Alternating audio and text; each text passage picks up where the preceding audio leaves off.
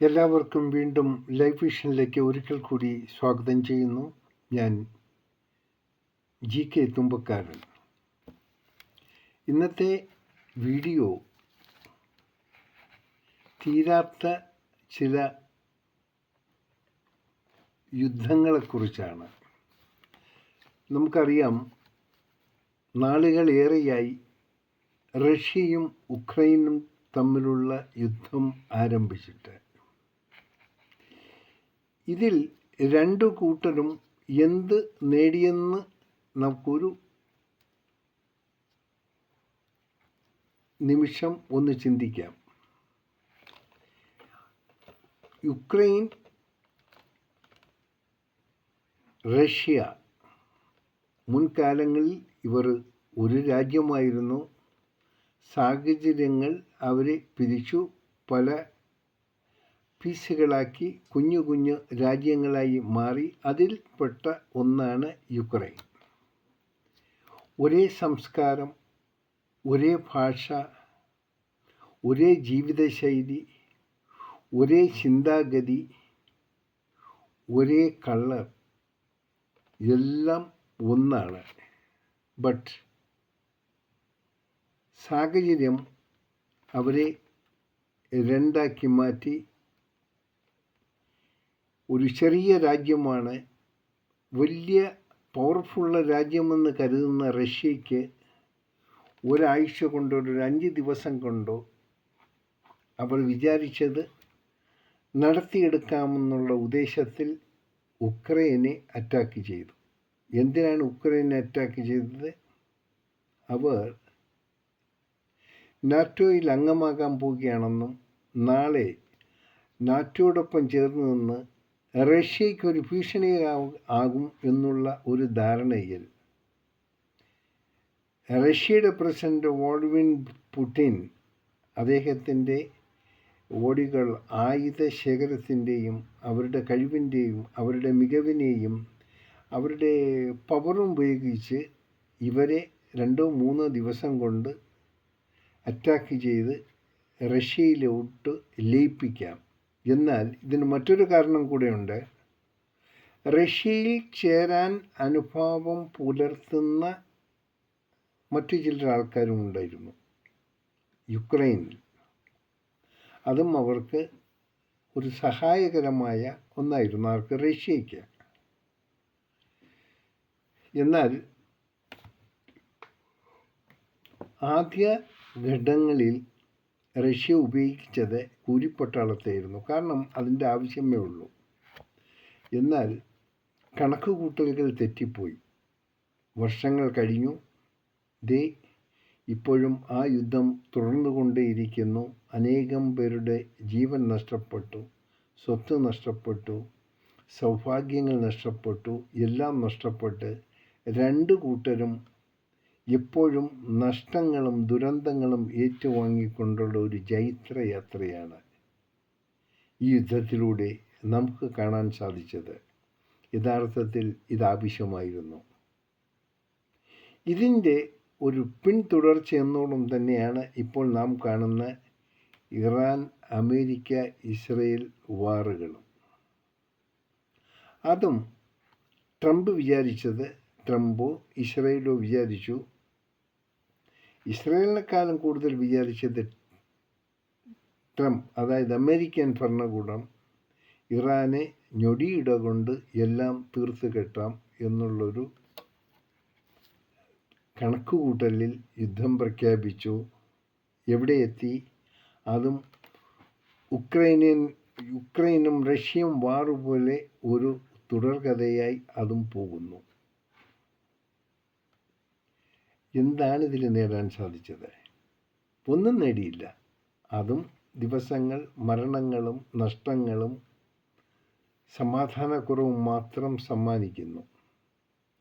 ഏത് സമയത്ത് ഓരോ മണിക്കൂറും വാക്ക് മാറിപ്പറയുന്ന ട്രംപ് എന്ന ഒരു ഭരണാധികാരി, ശരിക്കും അദ്ദേഹത്തിന് എന്തോ കാര്യമായ കുഴപ്പമുണ്ട്. പക്ഷേ ഇത്രയും കയറൂരി വിടുന്ന ഒരു പ്രസിഡന്റിനെ ലോകത്ത് ഇതുവരെയായിട്ടും കണ്ടിട്ടില്ല. ഏറ്റവും കൂടുതൽ ബുദ്ധിശാലികളും ശക്തരുമെന്ന് നാം പറഞ്ഞു കേട്ട അമേരിക്ക ഇപ്പോൾ ഒന്നുമല്ലാതായി മാറിക്കൊണ്ടിരിക്കുന്നു. അത് ട്രംപിൻ്റെ കുഴപ്പമല്ലാതെ അമേരിക്കൻ ജനതയുടെ കുഴപ്പമാണ് എന്ന് മനസ്സിലാക്കുക. അതുപോലെ തന്നെയാണ് അമേരിക്കയുടെയും റഷ്യയുടെയും ഇറാൻ്റെയും ഉക്രൈൻ്റെയും ഒന്നും കുഴപ്പമല്ല. ഇതിനെല്ലാം കാരണം ആ രാജ്യത്തെ പ്രജകൾ തന്നെയാണ്. ഒരു ഭരണം കിട്ടുന്ന ഭരണാധികാരി അതിനെ ഒരു കളിപ്പാവ് പോലെ അല്ല കാണേണ്ടത്, വളരെ റെസ്പോൺസിബിലിറ്റി ആയിട്ട് കാണേണ്ടത് ഒന്നാണ്. ലോകത്തിൻ്റെ ചരിത്രം നാം എങ്ങനെ നോക്കിയാലും ഒരു യുദ്ധം തുടങ്ങി ഇത്ര ദിവസം കൊണ്ട് ആ യുദ്ധം തീർക്കുമെന്ന് ആരെങ്കിലും പറഞ്ഞിട്ടുണ്ടെങ്കിൽ അത് തീർന്നിട്ടില്ല. അതാണ് ഇതുവരെ സംഭവിച്ചിട്ടുള്ളത്. ഇനി ലോകത്തിൻ്റെ ഗതി എങ്ങനെ നിയന്ത്രിക്കും, എന്താകുമെന്നാർക്കും ഫോർകാസ്റ്റ് ചെയ്യാനും പറ്റില്ല. ഇപ്പോൾ തന്നെ നമുക്കറിയാൻ പറ്റും, വീണ്ടും മറ്റൊരു ഉടമ്പടി രൂപം കൊടുത്തിരിക്കുന്നു. സൗദി അറേബ്യ, തുർക്കി, പാകിസ്ഥാൻ. നമുക്കെല്ലാം എവിടെയാണോ പാകിസ്ഥാൻ ഇടപെട്ടത് ആ ഇടപാട് ഒന്നും ശാശ്വതമായിട്ടില്ല, അത് കുളമായിട്ടേ ഉള്ളൂ. ഇപ്പോഴും അമേരിക്ക പാകിസ്ഥാനെ ഡിപ്പെൻഡ് ചെയ്തോട്ടെ. പാകിസ്ഥാൻ്റെ കപ്പാസിറ്റി, അവരുടെ മനസ്സിലിരിപ്പ് എന്താണെന്ന് അവർക്കുള്ളി ഫൈറ്റിംഗ്, യുദ്ധം മാത്രമാണ് അവരുടെ ഏറ്റവും മുഖ്യമായ ഒരു ഒരു സ്ട്രെങ്ത്. ഒന്നുമില്ല, സ്ട്രെങ്ത് ഇല്ലെങ്കിലും അവർക്കെല്ലാം ഉണ്ടെന്ന് അവർ പറയും. അവർക്ക് മനുഷ്യരെ പറ്റിക്കുക, ഭീകരവാദം വളർത്തുക, അതിലൂടെ രാജ്യത്ത് ഉടനീളം ഒരു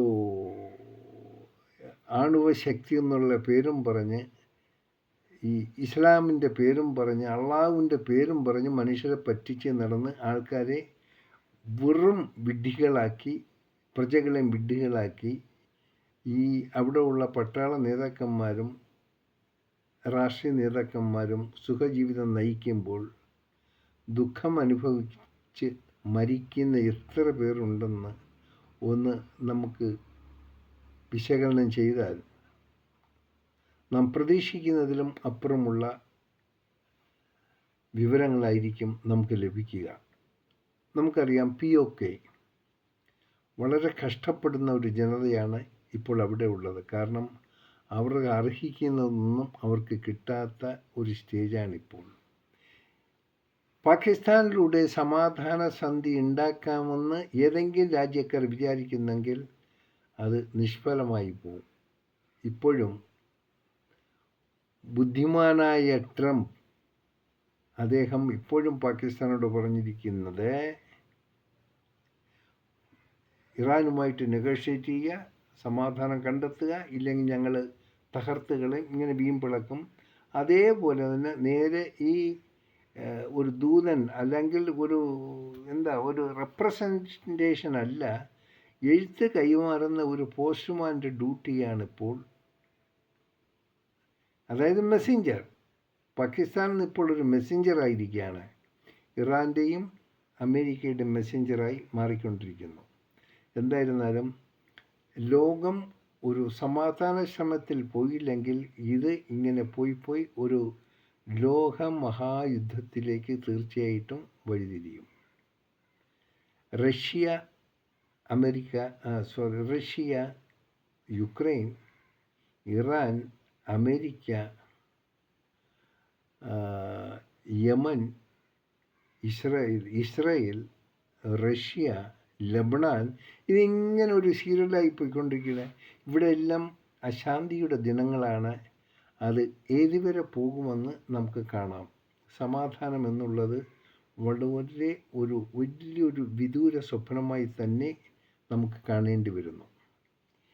ആരാണിതിന് മുന്നിൽ വരിക എന്ന് നമുക്ക് തന്നെ അറിയില്ല. എന്തായിരുന്നാലും ഇവയൊക്കെ നാം മുന്നിൽ കാണണം. നമ്മുടെ ദിനങ്ങൾ ഈ യുദ്ധവുമായിട്ടാണ് ലോകം മുമ്പോട്ട് പോകുന്നെങ്കിൽ ഇതിൻ്റെ കെടുതികൾ വലിയ രീതിയിൽ നമുക്കും അനുഭവിക്കേണ്ടി വരും. കാരണം നമ്മുടെ ഇന്ത്യക്കാർ ഒത്തിരി പേർ ഒത്തിരി സ്ഥലങ്ങളിൽ ജോലി ചെയ്യുന്നുണ്ട്. അവരെ സാരമായി ഇത് ബാധിക്കുന്നുണ്ട്. എല്ലാത്തിനും ഒരു സമാധാനം ഉടനെ ഉണ്ടാകണം എന്നുള്ളൊരു പ്രത്യാശയും പ്രാർത്ഥനയും നമുക്കും ഉണ്ടായിരിക്കണം.